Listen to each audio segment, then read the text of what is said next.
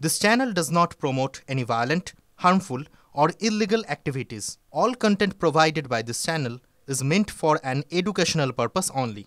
তিলোত্তমার বাবা মা যে অভিযোগ এতদিন ধরে করে যাচ্ছিলেন সেই অভিযোগের সুর কি এবার রাজ্যের শাসক দলের বিধায়ক চিরঞ্জিতের গলায়? ধর্ষণ খুনে প্রকৃত অপরাধীরা ধরা পড়েনি, এবার বিস্ফোরক দাবি করছেন বারাসাতের তৃণমূল বিধায়ক। সিবিআই কেন চোখ বন্ধ করে আছে, কেন্দ্রীয় সরকার কি করছে, এই প্রশ্ন তুললেন অভিনেতা বিধায়ক। নবান্ন অভিযানে তিলোত্তমার মায়ের আঘাত নিয়েও উদ্বেগ প্রকাশ করেছেন চিরঞ্জিত। হ্যাঁ, কে করেছে তো বোঝা যাচ্ছে, বোঝা যাক, জানা যাক, তারপরে বলা যাবে। তবে যারা নিয়ে গেছিল ওদের তাদের প্রোটেকশন দেওয়া উচিত ছিল প্রথম। নির্যাতিতার মা আহত হওয়াটা কি আপনাকে বিজেপি নিয়ে গেছিল, বিজেপি যেভাবে ঘিরেছিল সেই ঘেরাটা প্রপার হয়নি, বুঝতে পারছি। তো সেই জন্য কে তার মধ্যে কে কাকে মেরেছে বলতে পারবো না। আমি খুব দুঃখিত, আমি কিন্তু তার জন্য মর্মাহত যে ওনার লেগেছে, একবারই লাগা উচিত ছিল না। আরেকটা কথা এমনি জেনারেল আমার দিক থেকে আমি বলতে পারি, সেটা হচ্ছে এর কিন্তু সমাধান হতেই হবে, এটুকু বলতে পারি। আপনার কি মনে হয় এখনো পুরোদোষীরা ধরা পায়নি? না, মনে হয় না তো, আমারও মনে হয় না, সবারই মনে হয় না।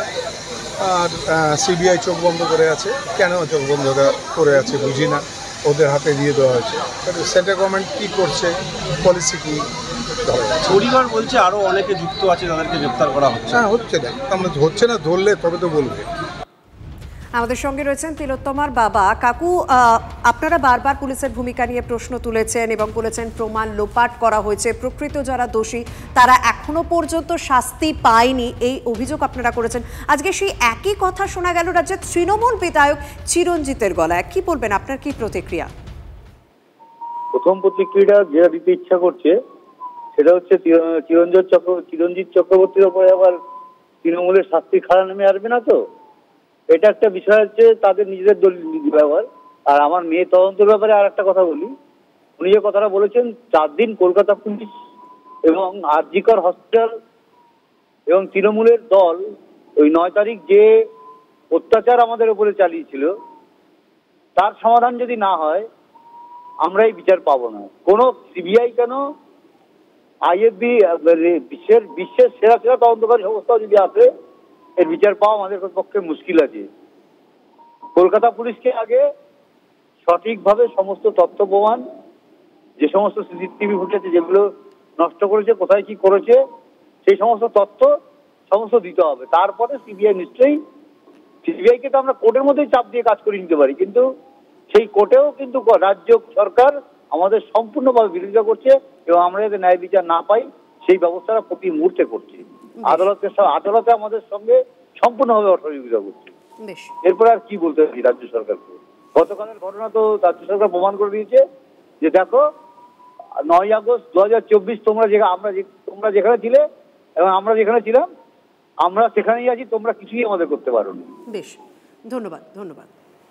তিলোত্তমার বাবা মায়ের যে অভিযোগ, আজও সেই একই অভিযোগ শোনা গেল, সেই কথাই কোথাও আজ রাজ্যের তৃণমূল বিধায়ক বারাসাতের বিধায়ক চিরঞ্জিত চক্রবর্তী তিনি বলেছেন ধর্ষণ খুনে প্রকৃত অপরাধীরা ধরা পড়েনি বলে বিস্ফোরক দাবি করছেন তিনি। আরও একবার শোনাবো তিনি ঠিক কি প্রশ্ন তুলেছেন।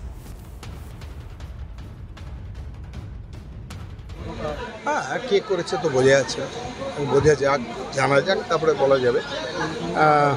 তবে যারা নিয়ে গেছিল ওদের তাদের প্রোটেকশন দেওয়া উচিত ছিল প্রথম।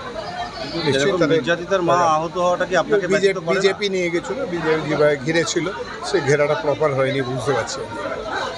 তো সেই জন্য কে তার মধ্যে কে কাকে মেরেছে বলতে পারবো না।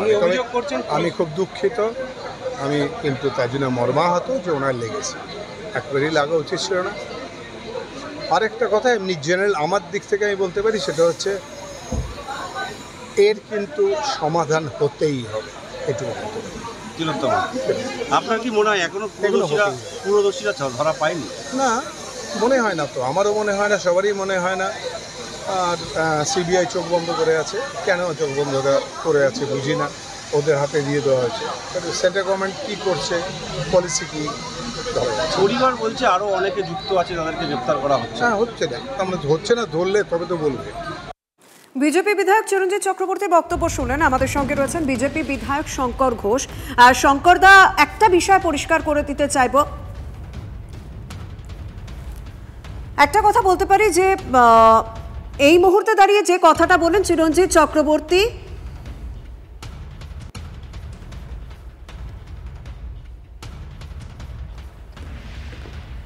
আমরা কথা শোনালাম, বারবার শোনালাম বারাসাতের তৃণমূল বিধায়ক চিরঞ্জিত চক্রবর্তীর সঙ্গে। আমাদের সঙ্গে রয়েছেন বিজেপি বিধায়ক শঙ্কর ঘোষ।